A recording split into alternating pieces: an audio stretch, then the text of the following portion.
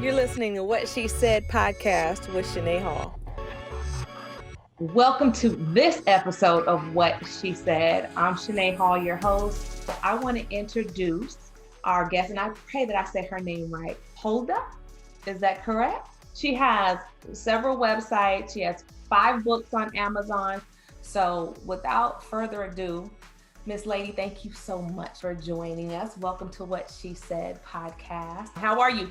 I am good. Thank you so much for having me here. I went and I was looking around. I was like, oh, this is amazing what you do here. And I kind of looked at some of the conversations, and it's real conversation, like the stuff that most people don't want to address and talk about. Give me a little bit of your background as far as what got you to this place of really, you literally from the earth to the table. Like a lot of your stuff is about, agriculture, farming, living off the land, learning how survival, from yourself, not from, I don't want to say the white man, but not from the grocery store or whatever, your own source of providing. How did you get to that point in your life, in your career? I had a lawyer friend of mine at the time. He said, the Bible interprets the Bible. I was like, what does that mean? Everything in there is going to tell you everything in there. You don't have to go to somebody else to learn what's in there, but you have to learn it. Then I started traveling. So I've been to the British Museum. I've been to Egypt. I've been to Israel. I've been to Spain. I was like, I have to see it, touch it for myself. That's just how I am. A lot of people talk about things, but a lot of people are not willing to get out there, get out and actually see it. And so that's what I spent like 3 years doing that. I met people.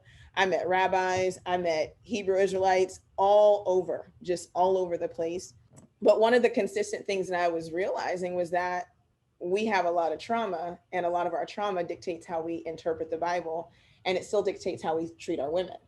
Because when a male a lot of times is disenfranchised and emasculated by the dominant culture, he takes on his father's practices. And I say that strongly because that's not the practices of the Bible. That's not the truth of the text.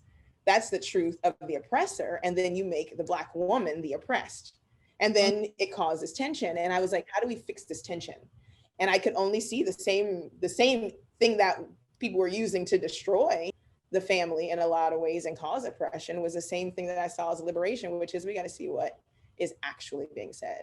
And so that was kind of like the holistic birthing space of her royal roots, and everything kind of in one space. So we can go ahead and get right into it, because from our conversation with Brian from Jagged and our chief priest, who came on a couple of times to discuss polygamy and polygyny and where the female lies in that space. Now, of course, I always hear, well, this is an American thing. This one man and one woman, that's an American thing. That's not an African thing. If you go to Africa, everybody got a gang of wives. And I was under the impression, well, if you go to Africa, you could only have a gang of wives if you got a gang of money to be able to afford a gang of wives. I could be wrong, but that's what I had heard. So fast forward to today, and American culture taking bits and pieces. Well, King David had so-and-so wives and so-and-so, but if you can't pay your light bill, how you gonna have multiple wives? Ain't that like a perk of having a lot? So let's start with that, and then we can start the ball rolling. Where's your positioning on the multiple wives thing? So my position is like clear and cut. I was like, disclaimer, right? Polygyny in the United States is absolutely illegal. Like, so that goes directly into, and I know, like you said, people like to pick and choose what they like to believe. I always say when people throw stuff out, my question is why? So people pick and choose parts of the Bible, like, well, I don't believe the New Testament, so that doesn't apply to me. So with that said, I said, okay, but the general principle is you live in the land of your captivity. And the land of your captivity has rules. And if you believe you're a Hebrew Israelite, you believe you were placed here because you disobeyed the Most High's law, and you were disenfranchised and taking on slave ships to a land to be reprimanded for those behaviors. You're not free. You're not free to just do and live as you please. You can't just go in somebody's house and change the rules, because you set up all of us for a huge amount of reprimand in that way from the system that we live under. And so in Romans, it says, you obey the government in the land you live in. People don't like it. That's what it is. If you don't like it, move. So that's the first thing. Here, it's a complete no. And that's my stance there.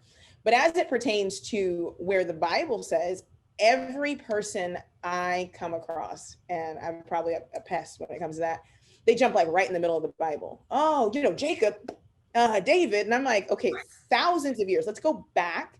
Let's go back to the beginning. Let's go back to the original blueprint. And you'll see something very interesting about people when you take them and you put them into this like very small territory. Let's go back to the beginning. And what was the design? What was the design from the beginning? Did Adam take, the Most High take multiple ribs out of Adam and give him like all these wives to repopulate? That's not how the text is explained. Right. And then people go, well, how do you know? Okay, we can get into it. We can read it in Hebrew.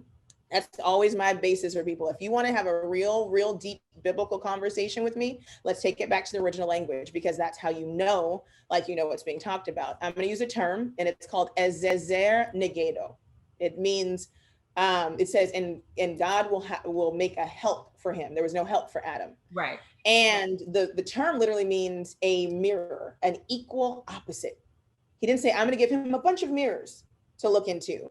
There is a very, very unique setup in the construction of the marital relationship. I'm using that one also. It was set up that way. It's a covenant-based relationship, and it's not just about us. We're very ego-driven as a people. We're very selfish as a people, and there's a lot of pride running rampant. And the reality is the construct of relationship is not to reflect us, it's to reflect the Creator. And it's to reflect a thematic understanding of his relationship with his people. And so when the Bible opens up, the Bible literally opens up with, in the beginning, Elohim created heaven and earth. It opens that way without like, and there was a big bang, and then 7 atoms split this way and 30 split this way, to give you a concrete answer to who's in charge and who gets to make decisions. And I did it, so I get to say how it goes. You don't get to come along later and change it. And so when you go down the line and you look at the relationships, nobody wants to look at functionality. The Bible is all about function. It's not about form. The Western mind, the Greek mind, the European mind is very much about form, how something looks, how something makes me feel.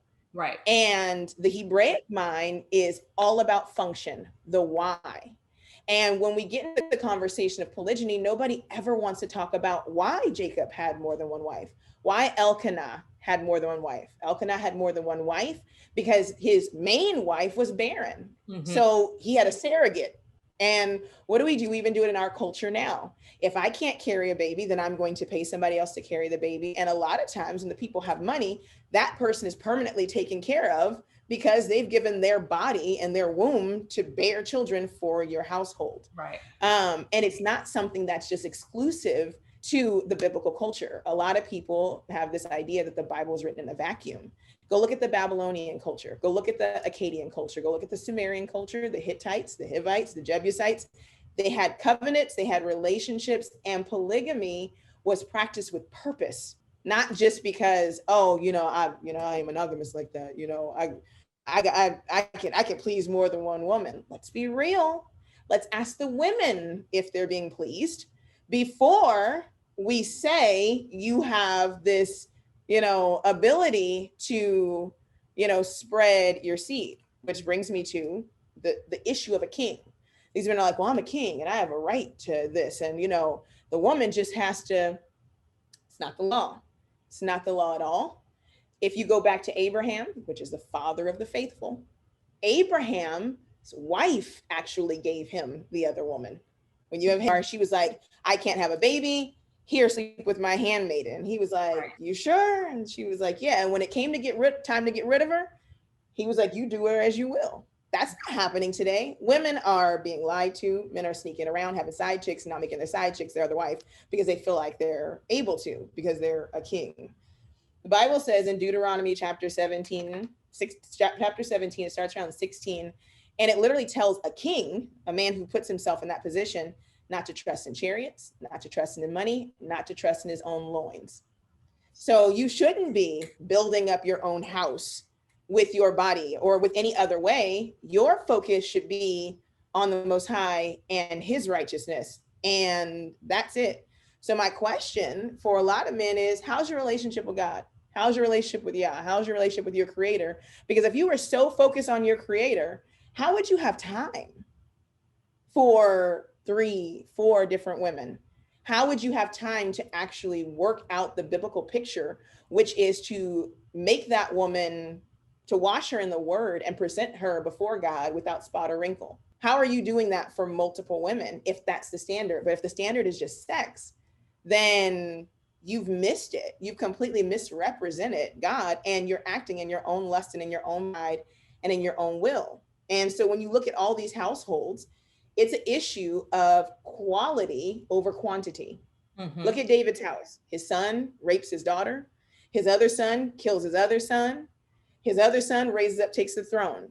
You look at Jacob, the patriarch, not to say that the nation is not built on, a bunch of different women coming in, right? We have that right now in Black culture. Some people, you got a baby mama, you got a wife, you got a side chick, and you can't blame the kids for the choices of the adults. So is God going to say, oh, I'm wiping everybody out because you guys couldn't get it together? No, the children are still the inheritance, but there is a standard. There's perfect will and permissive will. What is allowed and what I don't kill you for because of grace, right? Unmerited favor, me allowing you to kind of get a pass, mercy in that way.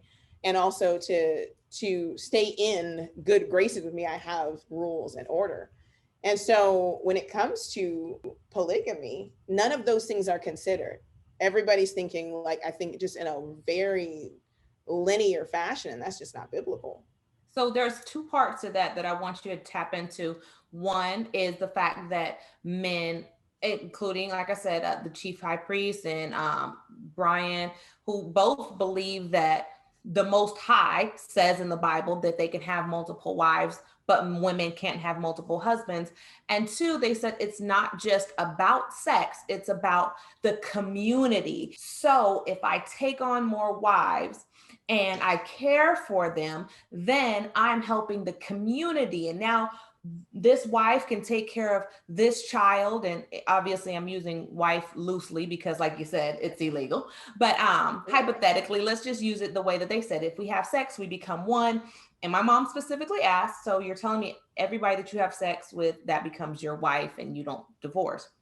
So he said, once I figured out that, yes, then this is how God wants me to live, then yeah, I take on wives now. I don't have girlfriends and side chicks. So the concept was we can build a stronger community, a stronger union as a whole, if one man has multiple wives that he is either living under the same roof with or providing for under different roofs. So I know I kind of went into a great deal of it, but how do you feel about it from a community standpoint? And how do you feel from it? Like, I've even heard women that teach other women that Black men are more prone to cheating. More Black men are more, it's in their DNA, and that's why they do it. So we should basically allow it because that's who they are. They need to sleep with multiple people to feel complete. Okay, so I'm gonna go straight to Torah. Like, that's the first 5 books. Deuteronomy 21:15-17 is where most men find their justification. It says if a man takes more than one wife, she's not supposed to decrease in food, raiment, or marital duty, which means that he has to clothe her adequately, he has to feed her adequately, and he has to service her sexually adequately. And so those are 3 things that a man can't determine. The woman has to decide that those things have been fulfilled. It puts it on her. So this idea that women have no say-so in whether or not their husband takes more than one wife is just trash. The second thing that makes it trash is that these men believe that they can just sleep with a woman and that's their wife without covenant. God is a God of covenant. He literally marries Israel. He gives them the 10 commandments as their vow. You're going to do this, you're going to do this, you're going to do this, you agree, and I'm going to bless you beyond measure. When you do this, there's no limit to what I can do with you. So then these men go into these relationships without giving a woman a choice. My mom says when you lie, you take away a person's ability to choose. But when you withhold truth, that's lying. So if you know before you get with a woman that you have the intention of taking on multiple women, that needs to be written down. You need to give her the option of saying, no, I don't want to be your second, third, however many wives. I don't want to go in a covenant with you. So these people are using sex as a form of covenant. And that's just not true. I actually listened to a small part of the last interview, and I don't know exactly who said it, but the male in the video used Isaac and Rebecca as an example. And for me, that's called a text out of context, right? You left out the context of the text, because the marriage between Isaac and Rebecca starts off with his father, Isaac's father, saying, go find my son a wife, right? He sends out his servant. He's like, go find my son a wife. Don't go to these people. Go here, take this, and don't take a woman that won't come back here. So this is like a whole bunch of instructions. This is not just, oh, and they saw each other and they just got busy. Right. No, this was intentional. Like the father was intentional. He was looking for a certain type of woman. And so when Eleazar, the servant, comes across Rebecca, she's out and she's watering camels, and she offers water. And the servant prays, and he's like, I think I found the one. He gives her these gold bracelets, gives her a nose ring. I mean, he's hooking her up, right? He's like, okay, where's your family? So then he goes to the family, and her brother Laban comes out, and he's like, oh, who gave you all this? This man must got it going on. And he comes, and they sit down and they commune, and then they ask her, right? Women have choice in the Bible. Would you like to go and be this man's wife? And she's like, yeah.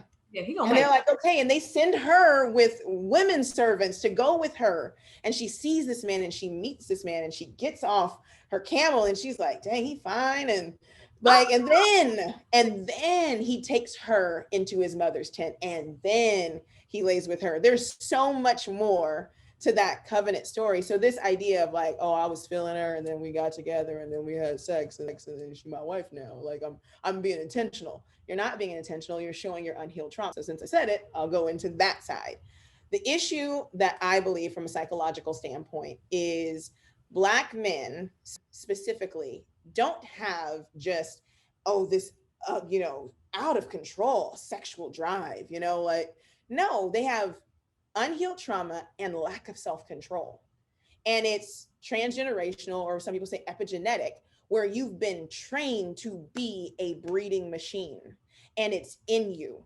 And you have to, in the process of knowing who you are, also deal with those things that have been passed on to you over and over and over again, where you can just go and lay down with a woman and make a baby, and then go and lay down with another woman and make a baby. And Black boys are exposed, they're hypersexualized, the girls are hypersexualized, and they're exposed to so much so early that they just feel like that's who they are. Right. And that's not who you are. Like, you're so much more than that. Black men are not taught to value their bodies. They think that women are whores, but more Black men are whoring themselves off and being used than the women are, because they're not doing it by themselves. But then they say, oh, this is just me working my masculinity. No, you're allowing yourself to be used and abused, and you're just like a breeding buck that would have been found on a plantation. Like, you're just carrying on the same thing. And because we weren't allowed to have functional families, and we weren't allowed to choose a woman and love her because the master could just sleep with my wife, then I have to be okay with just taking it wherever I can get it. It's mental, it's psychological, and we're not healing our traumas. And then we're going into the Bible with our healed traumas, trying to justify our brokenness instead of letting the word heal us.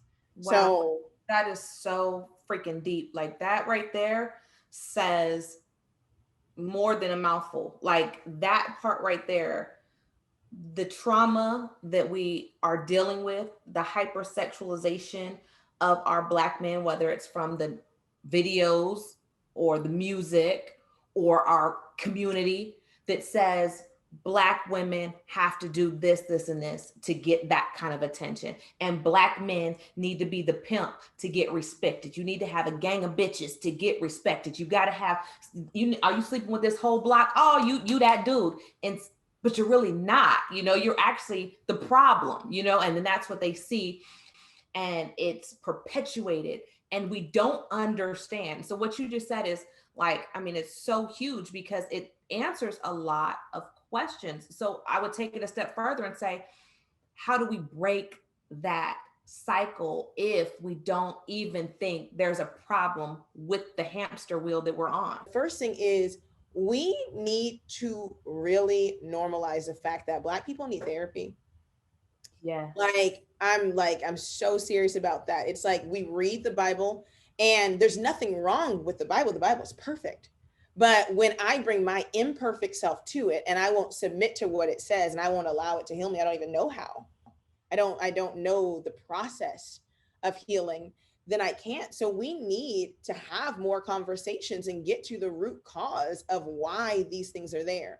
People are in relationship with people and sleeping with them every night, and that person won't even tell them one dark thought that goes through their heads. Right. We're not transparent with each other. We're not intentional about our interactions and in our relationship. And then we want to bring multiple people into the relationship thinking that that's going to solve the problem. Oh, you got an attitude? Well, I'll be over here tonight. How did that fix the issue? And what are you teaching your children? What are you teaching the young women? What are you teaching the young men? You're teaching them to run from their problems. If something goes bad, I'll just replace it with something else. And that's just a recipe for disaster. If you're replacing something that's broken with something else that's broken, the common denominator is you, your fraction is still going to be off. It's never going to be a whole number because you're dealing with a fraction. That's the part of math that's always true. You can't make a whole number from 3/3 of a 33rd of an eighth. Like, it's just not going to come out whole. And I see men that have multiple baby mamas or in multiple situations, and you're like, you're still doing the same thing though. You just jump back on that gold-plated hamster wheel and kept it going, and you don't understand that you might be the reason. Not to say that the women that are in there are not traumatized too, but if someone doesn't step back and say, hey, I probably need to fix this. My fear makes me sleep with other women. My anxiety makes me sleep with other women. My hate for myself or my life or my insecurities make me sleep with other women, because for that 5 minutes, that 7 minutes, that 30 minutes, I feel whole. And that's the part that I think that men are missing. And I think that's why our marriage rate is dropping. Our divorce rate is increasing. The homosexuality is going up. Everybody's like, oh, they're born that way. You can't have all these people being born this way just right now. It didn't happen today. So what is it? You're looking for something. And these conversations that we're having right here are what we don't have enough in our community amongst ourselves, open and honest. You just said another thing that's like so eye-opening, where it's like, we don't want to expose our vulnerability. We don't want to talk about something that happened. I had a friend of mine tell me, yeah, I started having sex around 12 years old, and by the age of 13, I was having sex consistently. I was like, I don't think that's normal sex. I don't think that's sex like you're making it out to be. Somebody was molesting you. I don't care what age they were. Somebody was causing you harm. Maybe it's just me, but these are the things that I think about. And I'm like, well, how do I help this, fix this, change this? Or should I not even worry about it and just focus on my one son and loving him? Right. And it does put you in that mindset, because it seems like an insurmountable task to even begin to tackle within the community, because our men, by biblical creation, right? God created them to zakar, to remember, and they want to forget everything. They're over drinkers, over sexers, over indulgers. And all of this goes back to that root cause. And you mentioned something like, when you look out amongst the community and you say, okay, how can a Black man, if he feels like he is supposed to take on more as a man because he has more resources, right? To whom much is given, much is required.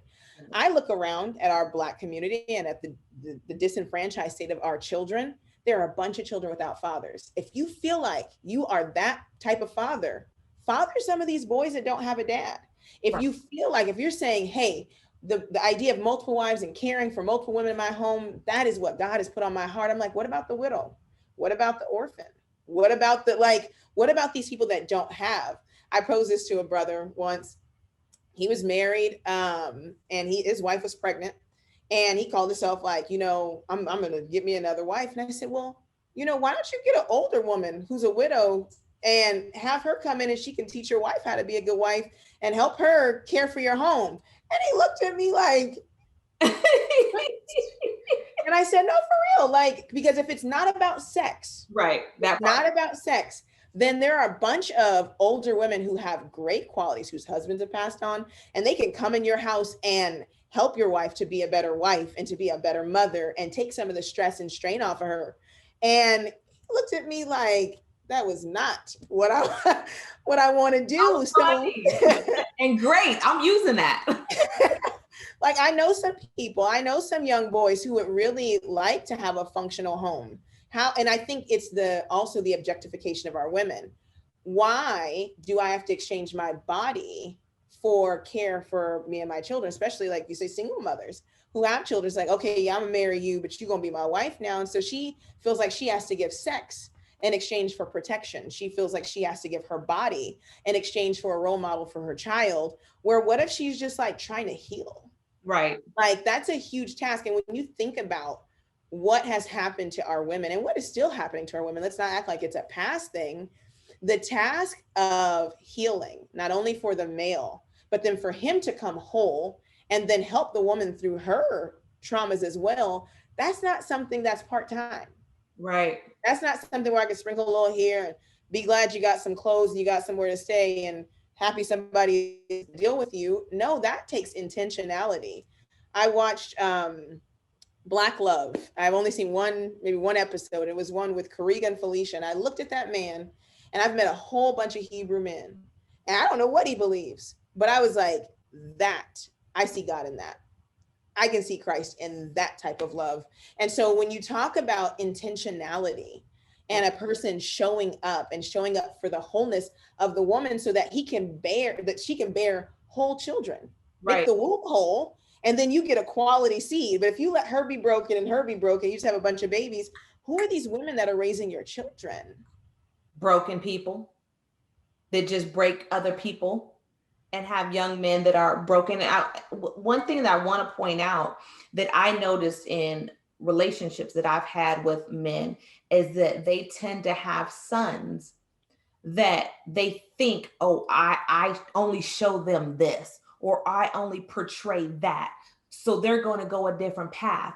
And what I noticed, and I just brought it up to a friend of mine, I said, your son is doing the exact same thing that you did, but you think that you put on this mask and this armor and you step out into the world and portray your business success and think that it transcends into your personal family success. The seed has to be different for the fruit to come out different. Now, I could be wrong, but that's just what I was thinking. You're right. That's spot on. Like, how can seed produces after its own kind. You plant a lemon seed, you get a lemon tree. You plant an apple seed, you can get an apple tree. You can't be like, I'm gonna plant a lemon seed and pray it turn into an apple tree. Right. Or sit it next to an apple tree and think that it's going to transform into one through some kind of like cross-pollination. That's not how that works. And it goes back to intention. Like, what is your intention for the next generation? What is your intention for whole homes? Right. Not for, and what you're giving us is what they're giving women is not wholeness. It's just not. It's not that at all. And to portray it as this is what God's design is, where I'm like, I can think of like 3 verses off the top of my head, and the two shall become one flesh. Like, okay, what God puts together, let no man put asunder. Like, these are things that immediately come up where you're like, no, submit yourselves one to another. Like, where does that fit into this model? And it's not whole. It's not whole. It's not a whole picture. It's not a whole system. And I know people get upset with me. I've had it. Oh, I used to have to turn off comments because they would go, oh, they'd be coming.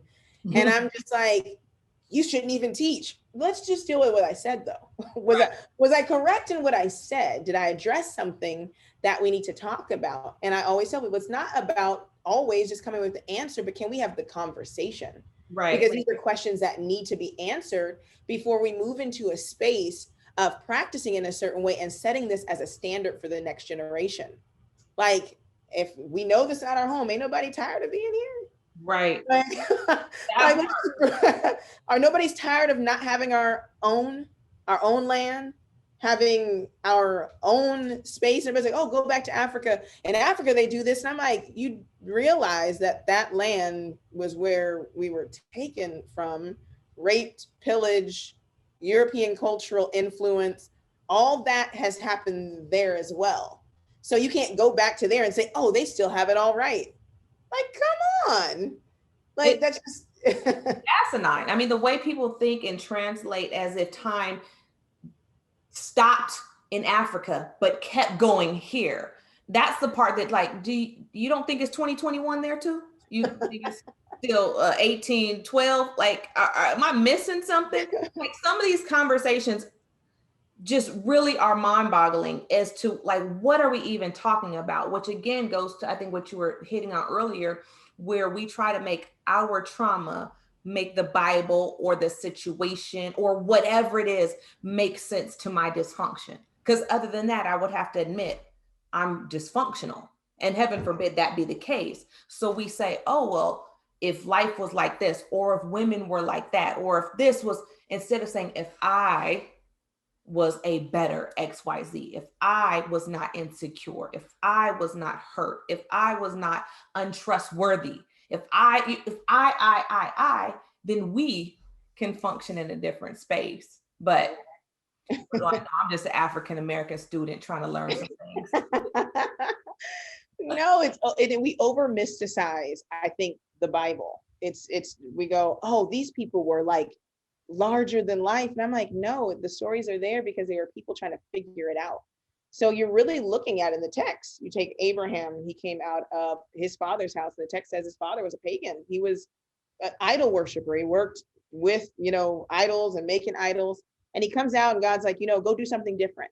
And he's like, but this is all I've ever known. So all of what you see, Abraham telling the king, oh, this ain't my wife, this is my sister. And, like, this is all of his trauma being worked out. But as he walked with God, he got to a place where God said, you know what? Abraham is my friend because he obeyed me and kept my commandments. And he walked through and let me kind of take him through that journey.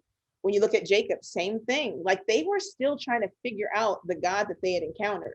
Where now everybody's acting like they have it all together. And I'm like, can we just talk about like what's happening right now? Because the ultimate goal is to heal, to be one with the one. Like that's the goal.